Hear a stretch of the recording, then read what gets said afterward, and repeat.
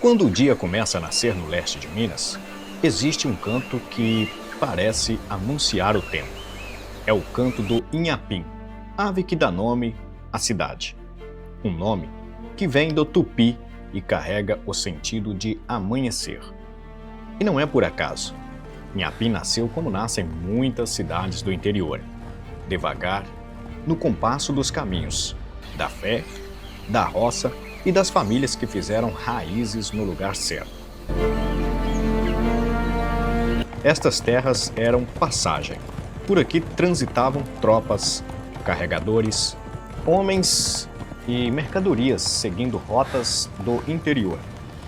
E foi assim, pela lógica do caminho, que o lugar começou a ganhar importância. Mas o início da história muda de tom em 1865. No calor de um Brasil ainda marcado por grandes deslocamentos e pela economia agrícola. Naquele ano, chega à região Joaquim José Ribeiro. Ele observa a terra, repara na fertilidade e aposta. Ali seria um lugar de futuro, especialmente para o cultivo como o café, que começava a se expandir em várias partes de Minas. É a partir desse gesto, o gesto de ficar, que o povoamento começou a ganhar corpo. A paisagem era mata, rios e pequenos pontos de moradia. E então surgem nomes que ainda ecoam como pedra fundamental. Em 1880, já se havia formado um lugarejo, com a população sempre crescente, recebendo cada dia famílias de emigrantes, vindas lá de fora, atraídas pela fama de suas terras férteis. Nesta época, chegam a Inhapim, entre outros, Francisco Silva, José Joaquim da Silva Pereira, conhecido como Pereira Ilhéu, José Francisco Furtado Torres e Teobaldo José de Melo.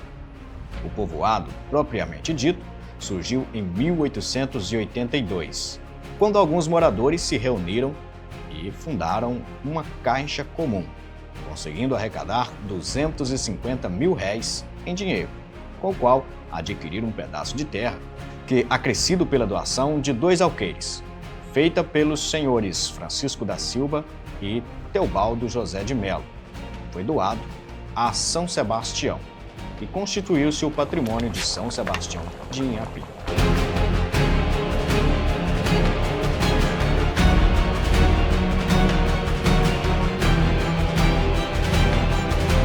Hoje nós vamos falar um pouquinho sobre Joaquim José Ribeiro, fundador de Inhapim. Joaquim José Ribeiro chegou em 1865, se instalou aqui na Barra Santo Antônio. Essa Barra Santo Antônio fica localizado perto do Renascer, ali que era a fazenda dele. E ele comprou 4 cismarias de terra de João Caetano. Essas terras abrangem de Ubaporanga, abrangia, né, até o Cachoeirão. 2 confrontantes de terra, Joaquim Ferreira da Costa e João Rodrigues da Silva. Então, Joaquim José Ribeiro tinha 15 filhos. 3 filhas casaram com 3 irmãos Januário, né? Mariana Rosa de Jesus casou com Joaquim Januário de Souza. Joaquina Maria de Jesus casou com Francisco Januário de Souza. E Francisca Rosa de Jesus casou com Elias Francisco de Oliveira Campos. E a família Januário instalou aqui, aonde hoje leva o nome Comunidade do Januário, né? O Distrito do Januário, né? Que hoje já é distrito. É uma família que tem um legado muito bonito, na parte religiosa, na parte também da cidade, né? Uma família que tem um legado muito bonito. E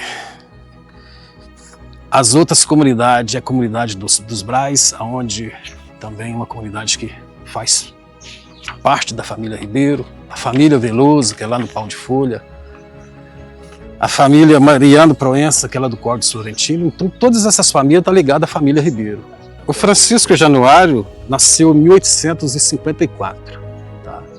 Eles são da região de Mar de Espanha.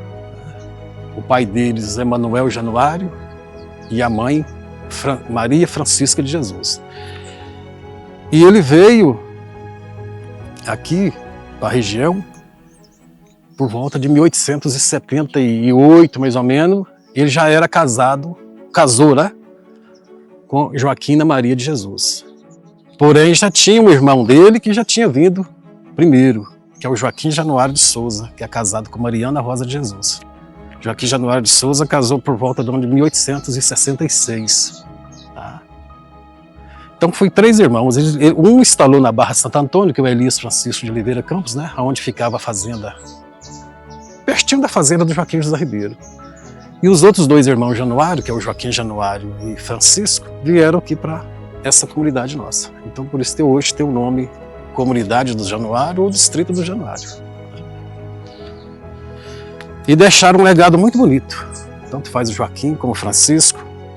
Alguns dos filhos, eu posso dizer que um dos filhos do Francisco, um dos primeiros professores, né, que é o seu Lucas, né. Teve também o seu Nestor, seu Luiz Ladislau, que era um tratador, né, da medicina alternativa. Então, é uma família que deixou um legado muito bonito. Assim como também as outras comunidades, né? Todos lutaram, porque hoje Inhapim é uma cidade, mas é através dessas pessoas que lutaram muito, né? E ainda tem, né, a família, tá aí, a família Januário, família Ribeiro, família Veloso, é uma família muito grande.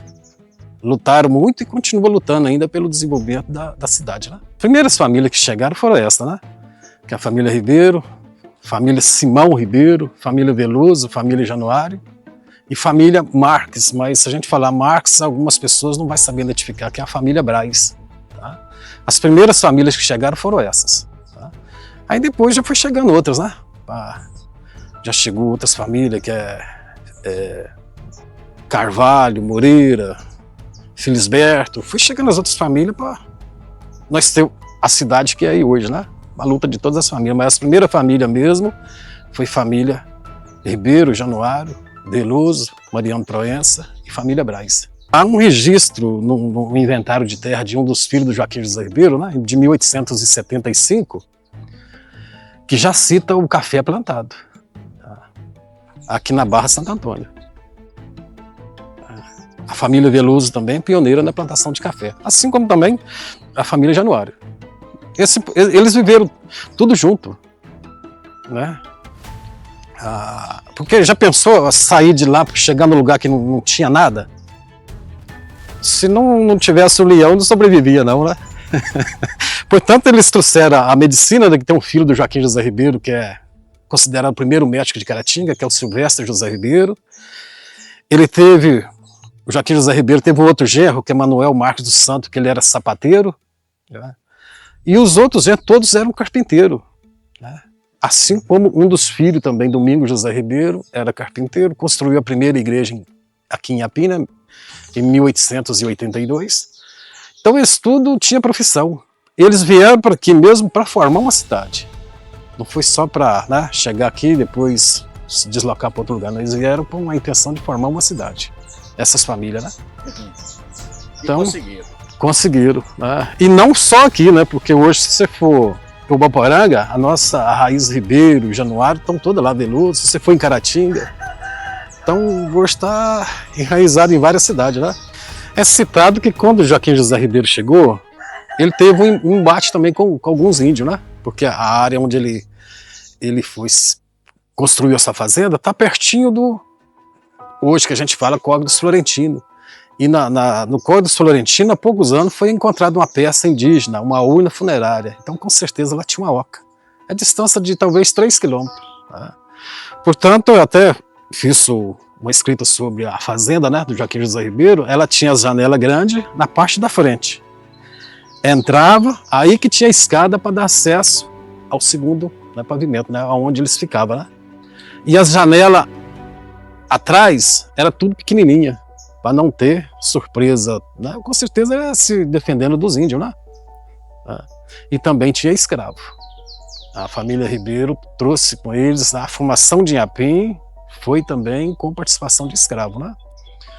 Que é Sebastião, Teresa, Rosa, Genoveva, Adriano e Narciso. Esses nomes tá tendo no inventário, né? Não do Joaquim José Ribeiro, mas dos filhos. Foram escravos. Foram escravos. E, portanto, na fazenda Joaquim José Ribeiro tem uma tirada d'água, ela dá pode-se dizer, quase 1 quilômetro. Hoje a fazenda não existe mais, né? Nem a ruína dela. Porém, eu tenho uma foto dela original, né? Porque eu conheci ela já como alpendre, com algumas modificações. E ela não tinha alpendre. Tá? E tinha uma roda d'água, tinha um moinho, isso tudo é citado no inventário do Joaquim José Ribeiro, que Joaquim José Ribeiro faleceu em 1874.